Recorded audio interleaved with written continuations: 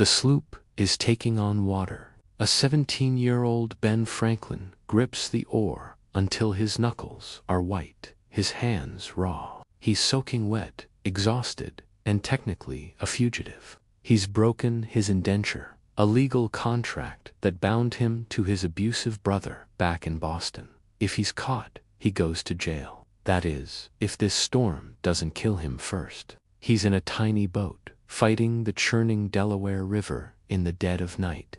The ferryman, who was supposed to guide him, is passed out drunk in the stern. It's all up to Ben. This is his first real test. A principle he would later write down echoes in his actions. Resolution. Resolve to perform what you ought. Perform without fail what you resolve. He ought to get to Philadelphia. So he rose. He rose until his vision blurs, and his shoulders burn with a fire that threatens to consume him. He rose through the black water, pulling against the indifferent tide. As dawn breaks, the boat finally scrapes against the mud of the Market Street wharf. Ben stumbles ashore, looking less like a future founding father and more like a beggar. His pockets are stuffed with spare shirts and stockings. He has exactly $1 and a few copper coins to his name. He is tired, filthy, and utterly alone in a strange, new city. But for the first time in a long time, he is free. He walks up the cobblestone street, his stomach roaring with a hunger he can't ignore. He finds a baker's shop. 3 pennies worth of bread, Ben croaks, his voice rough. The baker hands him 3 massive, puffy rolls, far more than he expected. With nowhere to put them, he does the only thing he can think of. Looking utterly ridiculous, he tucks 1 roll under his left arm, 1 under his right, and starts eating the 3rd as he walks. He passes a house, and a young woman, standing in the doorway, her name is Deborah, sees him. She giggles at the sight of this strange boy with bread tucked under his armpits. He must look like a clown, but Ben doesn't stop. He walks right past her laugh. Exhausted, he wanders into a Quaker meeting house and sits on a bench. The silence inside is warm and welcoming.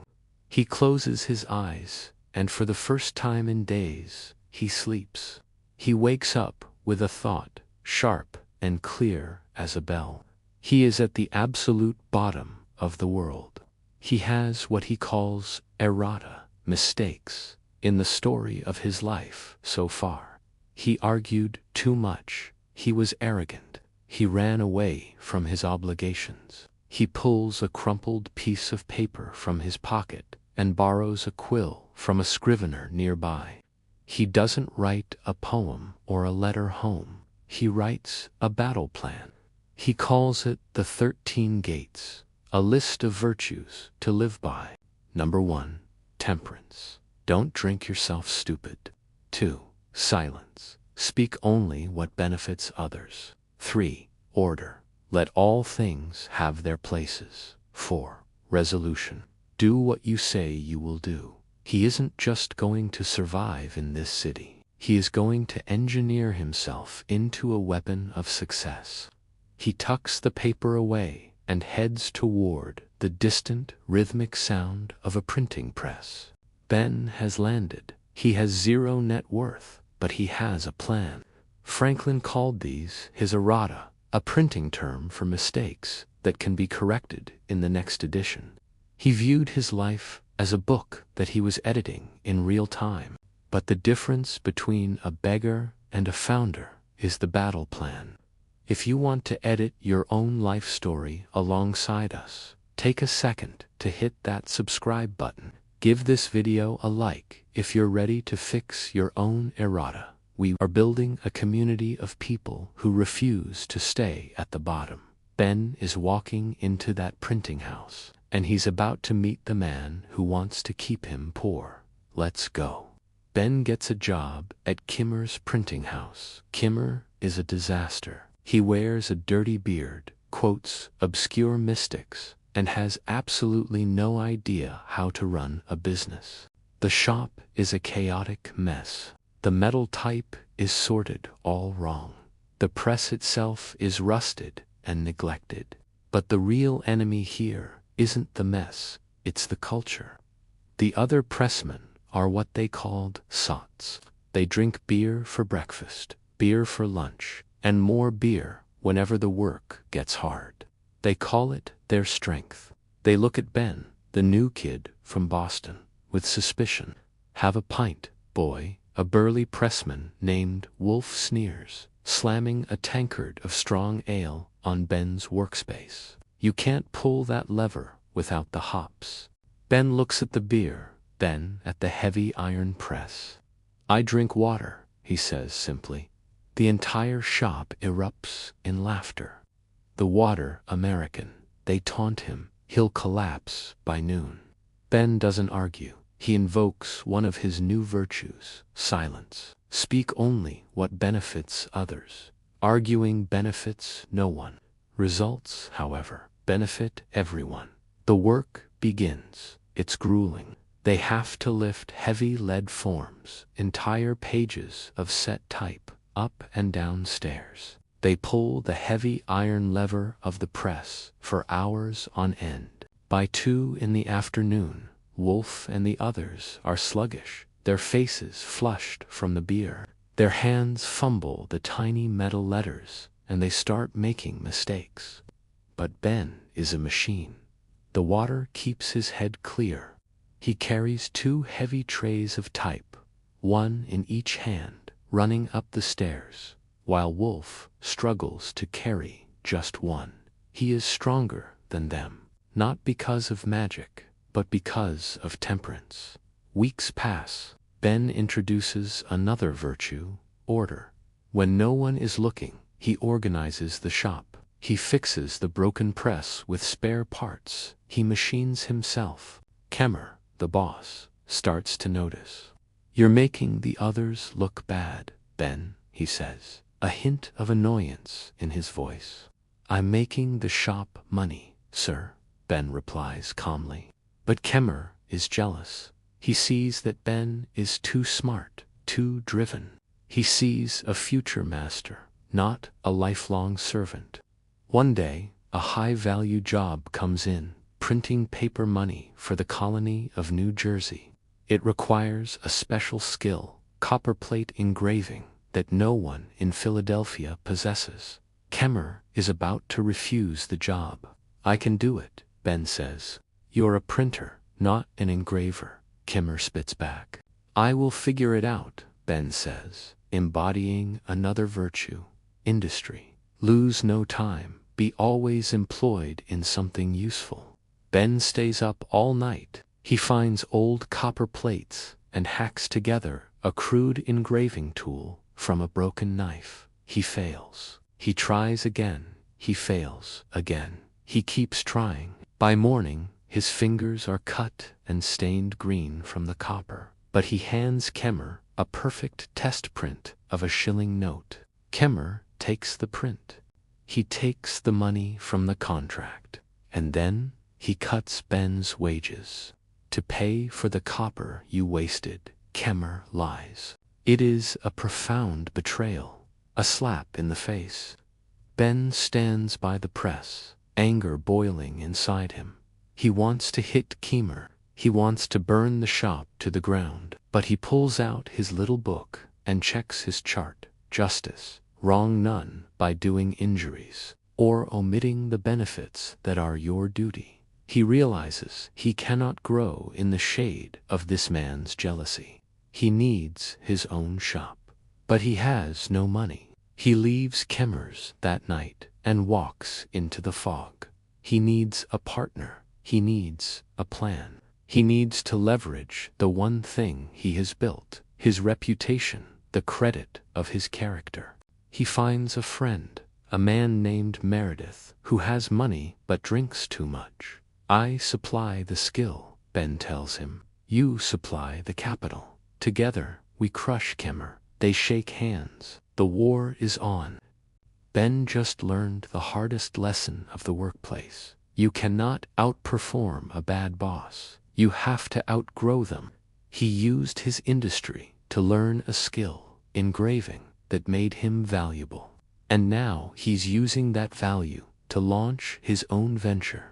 But starting a business is brutal. In his day, debt was a prison sentence. Literally, if this plan fails, Ben knows he goes to a dungeon. We are heading into the climax. The debt clock is ticking. Ben has to prove to the entire city that he is the real deal. If you're enjoying this story of hustle and history, like and subscribe so we can bring you more great tales. Now, let's see if Ben can pay the rent. Ben and Meredith open their new shop. It's small, it's empty. They have a mortgage on the press they imported from London that is absolutely terrifying. The critics of the city, the croakers, gather in the alehouses to gossip. Two young boys against the established masters. They'll be bankrupt by autumn. Ben hears the whispers. He knows that in business, perception is reality. So he adopts a new strategy. He doesn't just work hard. He makes sure everyone sees him working hard. When Ben buys paper for the shop, he could easily pay a porter to carry it for him, but he doesn't. He puts on a simple leather apron, rolls up his sleeves, and loads the massive reams of paper into a wheelbarrow. He then pushes it himself, right down the middle of Market Street, through the center of town. The merchants watch from their shops. The bankers watch from their offices. They see a young man, sweating, pushing his own supplies. They don't see a fancy gentleman. They see frugality and industry. That man, one prominent merchant says, pointing his pipe at Ben, is always working. He is never at the tavern. He pays his debts on the hour. I will lend to him. The business starts to grow. But the ultimate test is yet to come. A political dispute tears the city apart, and the assembly needs a massive document printed, the official laws of the land. It's a rush job, an impossible job. 100 pages in just 2 days. Kemmer tries and fails. His men are too drunk, his type too messy. The job falls to Ben. Ben quickly realizes they don't have enough metal letters, not enough A's and E's to set all the pages at once. We have to set one page, Ben tells his crew. Print it, then break the type down, wash it, and immediately set the next page. It means no sleep. For 48 hours straight, they work. Midnight passes, 2 a.m., 4 a.m. Ben's eyes are burning, his hands are shaking from exhaustion. He drops a form, an entire page of type, and it crashes to the floor. The tiny letters scatter everywhere. A disaster. He wants to cry, he wants to quit, but he takes a deep breath. Tranquility. Be not disturbed at trifles, or at accidents common or unavoidable. He kneels, he picks up the letters, one by one, he resets the entire page, and he keeps going. At dawn on the second day, the job is done. The wagon arrives to collect the laws, and Ben hands them over, his face gray with fatigue, but he has won. The assembly awards him the contract for all future government printing. Soon after, Kemmer goes bankrupt and flees the country. Ben stands in the doorway of his own shop. He isn't just a printer anymore. He's a citizen. He looks up at the sky. Clouds are gathering, signaling a storm, much like the one that first brought him here. But this time, he doesn't fear it. He's curious about it.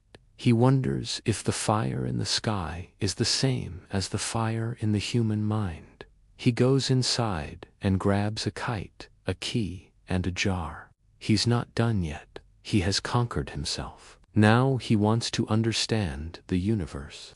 Benjamin Franklin didn't start as a founding father. He started as a runaway with dirty laundry and a 3-penny loaf of bread. He didn't have some innate magical talent. He had a system. He worked when others slept. He drank water when others drank beer. He pushed his own wheelbarrow. The story of Ben is not about being a genius. It's about the relentless daily application of virtue. As Ben himself wrote, "If you would not be forgotten as soon as you are dead and rotten, either write things worth reading or do things worth the writing."